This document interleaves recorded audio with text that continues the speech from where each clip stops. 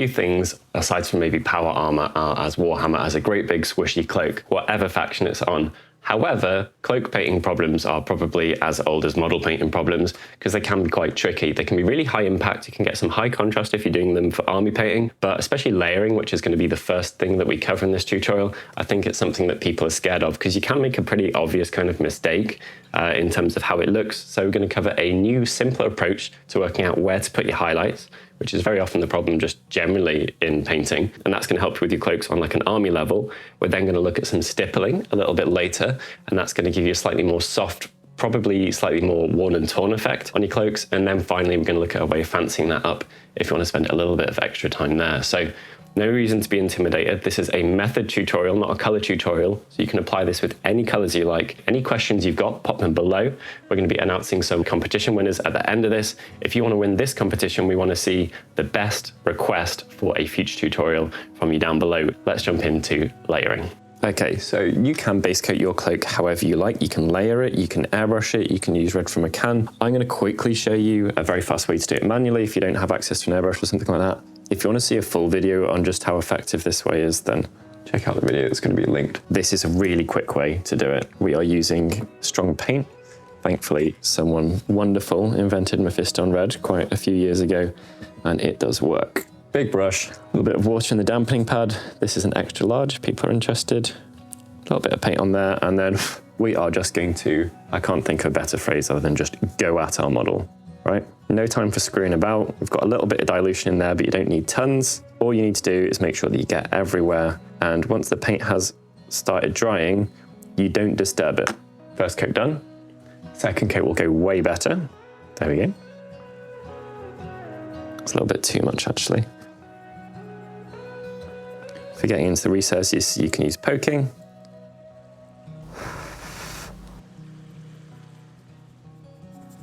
Wonderful. Okay, it's not how many steps you have to do that speeds things up, it is the speed of the steps. And when each one is 10 seconds long, you are good. So this one's starting from a slightly lighter base. See if that makes a difference, as in how bright the red will be, but it might also be quicker.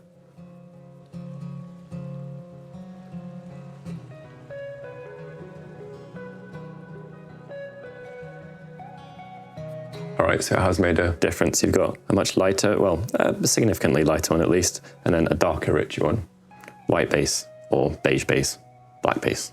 The thicker your paint, the stronger your color will be. That shouldn't be a surprise to anyone, but whatever your base is, if your paint is thicker, and that doesn't have to mean bad, but you know, just a solid layer, the less the color of the base is gonna matter, particularly if we are talking about using strong paints, and we are here.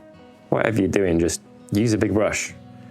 Don't concentrate on the method or, you know, the dilution or anything like that so much. Don't let it pool.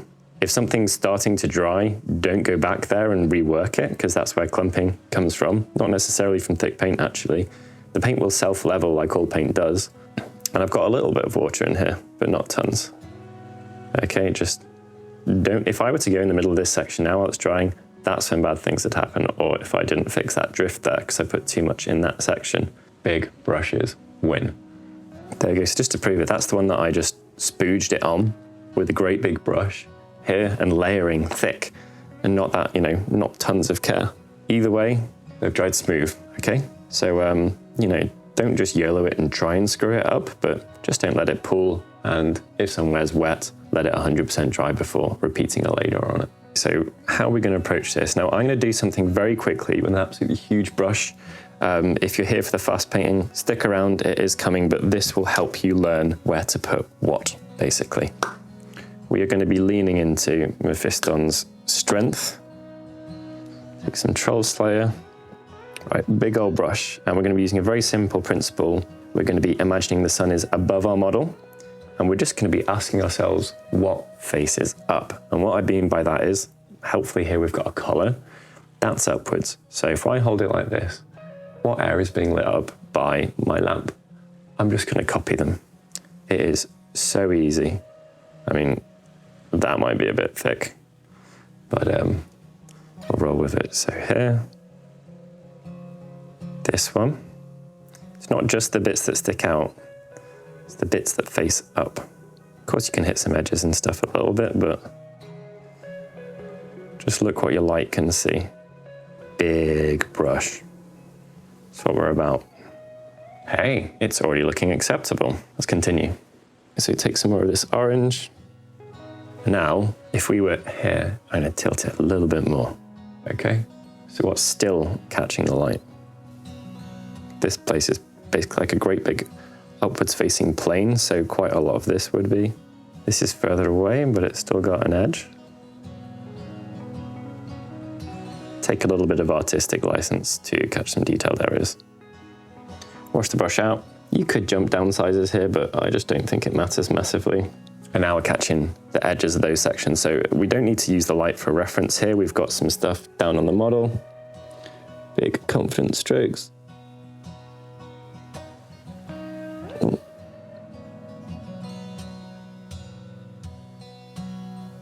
All right, so they're the areas we're kind of aiming for.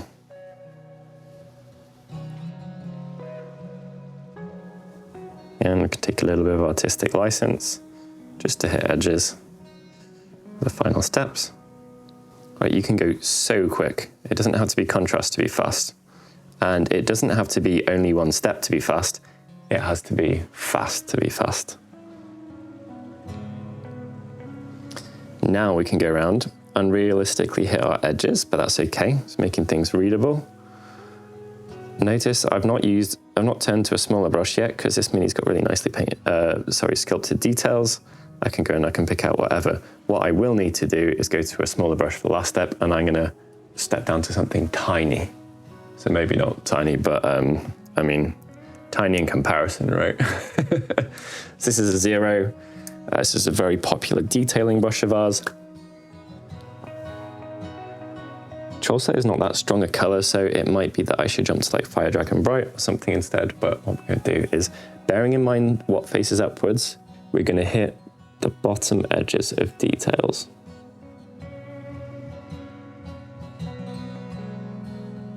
Okay, so what can we do to make our bright things look brighter without having to make them go pink or bright orange or anything like that? Very, very simple. We're gonna turn it around and we're gonna make our dark bits darker. The amount of cheating here is pretty high. This is wonderful stuff. You could use a black, you could use a blue, you could use a purple. Make sure it's darker than your red. I think actually that's not darker than the red, so. All right, so we were here. We just do the opposite. Super easy. What can the light see? And we're gonna be confident.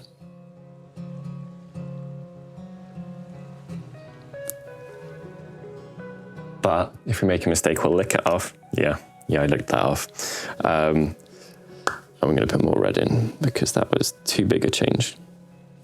What is the lightest from a lamp? This one. If it gets over the edge, finger. Magic finger. It would be all of these sections, right?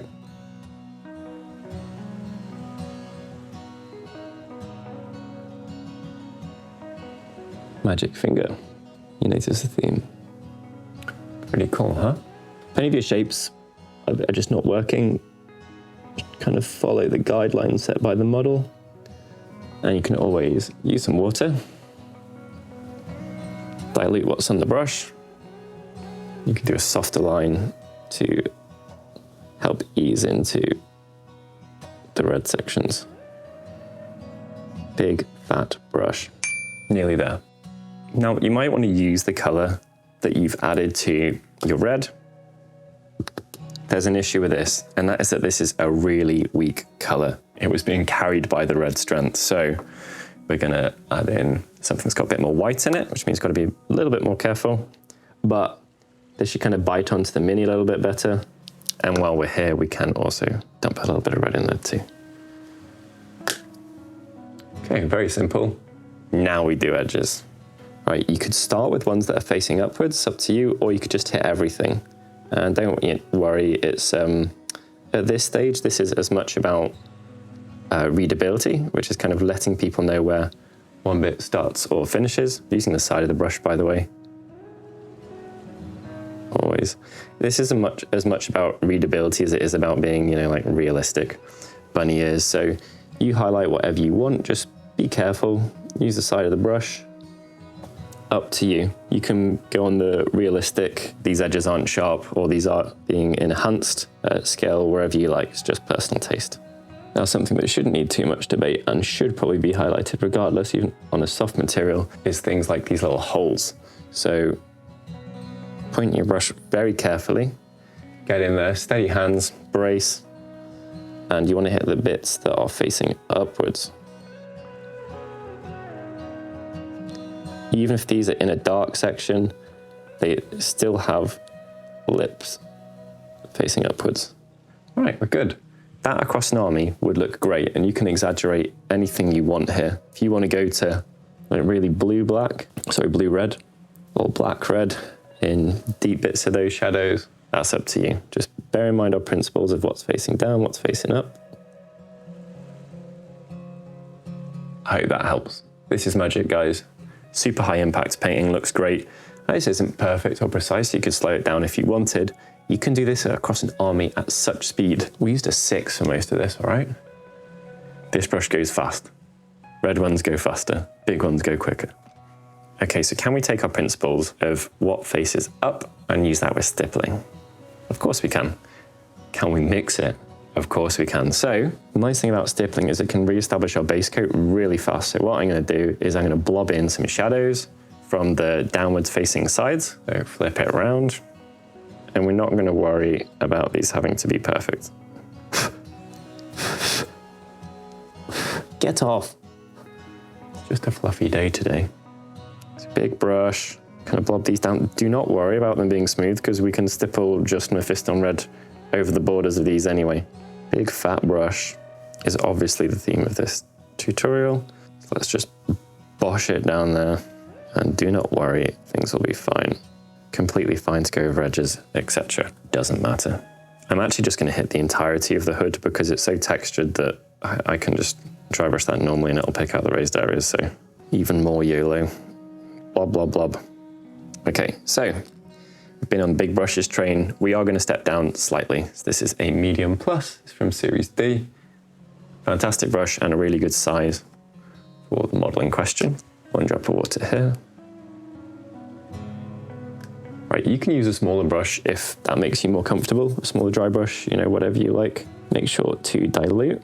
And then starting in big flat areas, we're just going to get used to how the brush is feeling. Brush is feeling happy, we can feel happy. The dilution is doing work here, it's keeping things smooth, and it's the most important at this stage because everything goes over this stage. So if we screw this up or we do something too heavy, we're kind of fighting that for the rest of the painting. See here, big slip isn't meant to be there. We can start fixing that. Don't just be YOLO with adding more paint, like do it if you need it.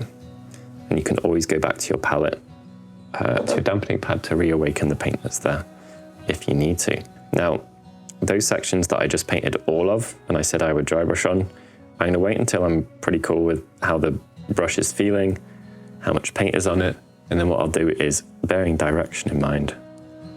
Like that. First coat established. Nothing we're doing here is different from what we were doing, it's just with stippling instead of layering. I know it's stippling, but you don't need to speed it up. It's kind of fast by its nature. So just bear in mind your zones. You can see I'm angling. That is as much to get a reference from my light as it is to help, you know, the angle of my brush or anything. Now you will find with stippling, it's harder to get like super bold colors. And we've already covered that Trollsera is weak, so maybe you want to bring out a big boy pigment heavy paint, but I'm just going to kind of continue. Build this up, and we can save some stuff for final punchy edge highlights if we need to. Notice this has gone incredibly fast. Don't need to worry about washing our brush particularly or anything like that. Okay, give it a proper clean, get out some orange final steps, and maybe we'll step down in brush size too. All right, brush has been thoroughly cleaned. Instead of stepping down in brush size, I'm just going to be more careful. Paint is still diluted. I'm going to test. I'm going to put it in the brightest areas. See, I'm actually stippling my finger more than the model. I'm using my finger as kind of a stencil. Dab, dab, dab. This is so quick. You do not need to speed this up. Don't be impatient. Right, the dry brushing, you need a lot less on, and bear your direction in mind. Okay, time for exactly what we did on this one, the final steps. Don't neglect cleaning afterwards, guys. Be good. Okay, nothing new here. Hit the edges that you want to, which ones they are, or whether you want to do all of them or none of them, that is up to you. You could go in and do some smaller stippling absolutely as well. I cut these sections, I think I will. Baby brush, extra small plus. And this will do, obviously, much smaller circles. So try and keep it on my upwards facing areas. I'm just defaulting and kind of highlighting the bit that sticks out the most. That's not how we started, and it isn't how we should finish, really.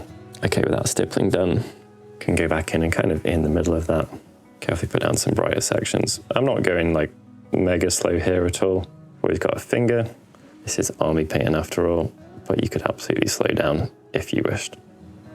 You could absolutely stop there, but I'm just enjoying myself. So I didn't want to put something on the thumb that didn't match the painting, you know, like magical final steps.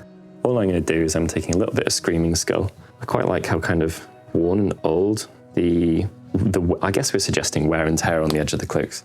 Don't know how to put it. These final steps are looking. So what I'm going to do is we can do final highlights, and I'll just keep those towards the tips, just the tip, or little details that are facing our decided upwards direction. I can do that to exaggerate them, and that'll look pretty good on a badly lit tabletop especially. Give the eyes something to focus on. The other one is I could kind of gently, and I could be stippling this as well. Either would be fine. I mean, I am stippling it. I could be dry brush stippling it. Just adding, like it started looking old and I liked it, so continuous stippling or edge highlighting if you want. Okay, so the basics of layering we have covered. As with any type of painting, if you want to make stuff look more subtle, which is the same as making it look more soft, and we're talking about material here, so maybe relevant, you can dilute your paints a little bit more. Let's say you've got a dark black-red shadow and you've got a mid-red here on a cloak. What you can do is you can take your mid-red, thin it down a little bit, and you can just paint over the line that separates both of them, and that will make that blend between this block and this block a lot more subtle. You could stipple on that as well, which is what we are doing. And one thing you can do is you can very softly stipple a glaze, footage appearing somewhere. We've been using stipple glazing quite a lot recently. It's not as intimidating as you'd think, and you can do that on transitions really fast. And the thing about stippling is, because you don't put a straight line down anywhere, it's like that Microsoft Paint spray can tool. You can transition between something and something else very fast and in a very forgiving way. And because you're not trying to be flawless, because it is just a load of little dots, it's very, very forgiving, and I think it's an extremely underrated army painting technique. So what we've done on our fanciest cloak is we've taken our highlight color, which was Vallejo Ivory, and we've stippled that everywhere. We've even stippled that in our shadows. So we've got the same color subtly in little speckles all over the piece, and what that's done is it's really made the transition look very, very smooth. The other thing that you can do to keep things more smooth is you just use more of a blend between your main color. For us, this was the olive green, but it was Mephiston red in the main cloaks. And you use more of that in your shadows and you don't go as dark. And so if you don't have these really harsh transitions or shadows, things will look more subtle, and that will also make them look more soft. I'd really recommend trying the stipple glazing. It'll be appearing now. We've got a couple of very good tutorials on that. Give it a go. You can use the light placement that we have done in here by holding it up to your lamp or something like that, and pick a big unbroken cloak without any other details on it, no embossing or anything like that, no molded details. And hopefully you can surprise yourself today. Some competition winners are going to be being announced somewhere on screen now. As ever, give us your best suggestion for the next tutorial, maybe another methodology one like we covered in the intro, because we like doing these. Thank you very much for watching. Check out our brushes on our website. Any more suggestions you've got or comments or criticism, pop them below, and we'll catch you in the next video.